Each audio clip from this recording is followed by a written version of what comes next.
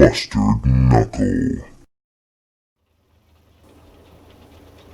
Hello everybody, Mustard Knuckle back again, heading out in the Dicker Max, German Dicker Max, everybody's favorite to see. Draws a lot of attention here. Oh. That guy's gonna be mad. That Brumbar or Brumbear, whatever it is. If you get head on with that, it's tough. So he's probably thinking, oh, I'm head on with all these guys, I'm in good shape. And then old Mustard Knuckle sneaks up on the side and takes him out with one shot with the Dicker Max. Alright, so we're going to go into gameplay on this. History, tips, just brief history. Oh, what? What in the world happened? That was a weird shot.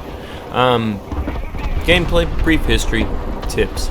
And one cool thing about this that I would like to be able to show you is it's got awesome depression in the front, which means you can climb up a hill and barely stick your nose over, and that gun can come down 15 degrees. So it can come way down and you can still get shots without really showing yourself over the top of the hill. Unfortunately, this thing is super tall, so it's kind of hard to stay completely hidden behind a hill, but you can use that depression to be able to at least minimally show yourself over a hill. This thing, the Dicker Max, is a combination of a long-range gun that had previously been carried like on a trailer or with wheels or whatever. The gun was developed all the way back in the 20s, and when they originally developed it, they actually pulled it on like carriage wheels with horses. It's an old gun. Made by, I think, well, the Dicker Max was made by Krupp. I think the gun was made by somebody else. And you guys have heard of Krupp. They're still around. They're doing just all kinds of things still. Elevators and stuff, I think. But just anything steel. They did tons of tanks and guns and all kinds of stuff throughout the history of Germany. The company's hundreds of years old. And they made this. This is based on a Panzer chassis. They took the Panzer engine from the back, they stuck it in the middle, then they built this crew compartment on the back. Sweet, got a little drop on that, that's nice. But you can see how I'm climbing this hill, not really showing myself, and still being able to shoot over the hill with this gun, which is cool. It's about the only way to use this. So I'm going to back up against these rocks. I was going to see if I could get high enough back there to just barely get over that hill, but I can't get high enough.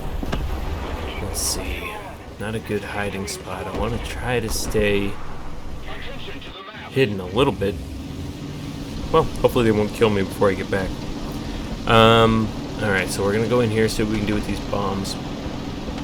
Probably not much, but you got to be careful with this Dicker Max on the top. It's easy to kill from the top, so I don't really like to get out of it unless I'm pretty well covered. Here we go, there's one.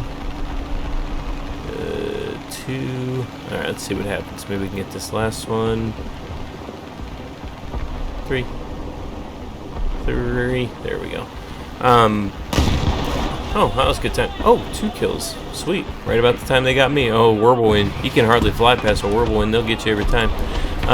Well, somebody hit me. That was lucky. Holy cow. That's very lucky. And now I just backed into my teammate.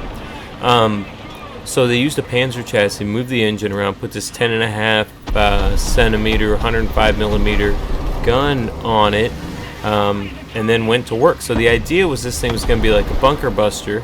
It had almost 20,000 meters of range, which is over 60,000 feet, which is over 5 miles. So the idea was that they would be able to, they'd be able to engage those bunkers from farther away than what those bunkers could reach them. So they didn't even put a gun on this thing. They didn't put a whole machine gun like the Panzer had or anything like that. These guys in the tank got 3 9mm and like 500 rounds of ammo, and that was their self-defense stuff.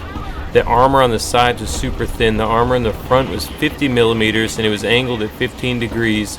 So, you know, it's okay, but it didn't do much.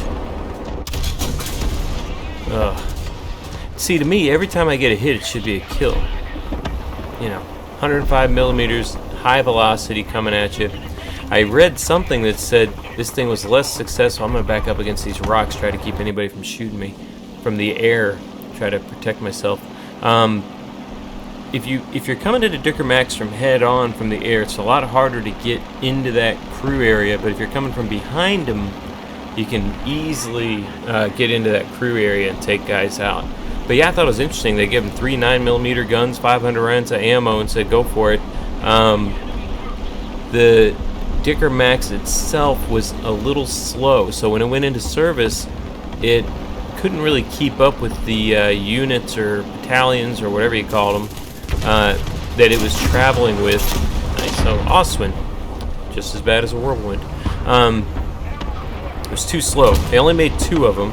The first one just caught fire and burned up all by itself, and then the second one, apparently they lost track of it in the 40s, early 40s, 42 I think. But I saw something that, I don't know if it was a recreation or if it was the real thing. It was a video on YouTube that had the Dicker Max in it. I thought it was a real one, but I didn't look too closely. It was at that tank museum in, it was at a tank museum somewhere, I can't remember, but in Europe somewhere. So I thought it survived, but apparently nah. Alright, let's see if I can do this without shooting my teammate too. What's he doing? He's breaking off. Come on. My bullets keep missing. What's up with that?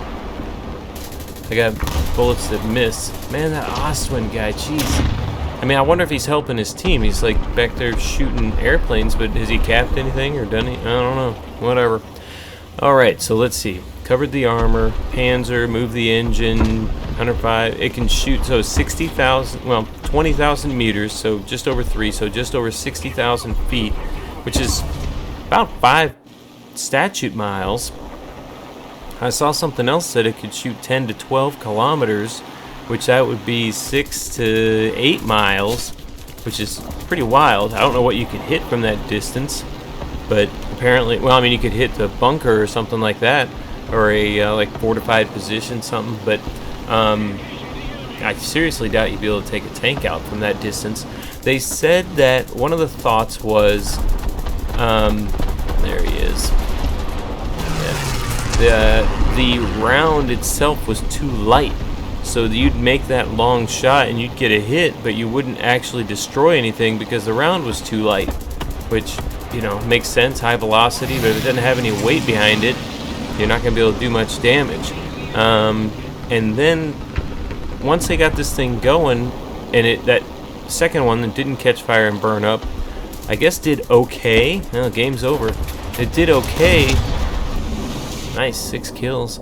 So they thought, well, maybe we can produce this thing. 6 kills, 5 assists. Nice airplane. Wow, that's a successful game in a Dicker Max, for sure. Not to get killed. When they decided they were interested in this, that 88mm, the 8.8 centimeter one, the 88mm, had taken over. They were producing that, and for this gun, they were going on the towable version. So they weren't interested in this project anymore, and that was the end of it. So guys, thanks for watching. Good luck. Have fun. See you in the next one.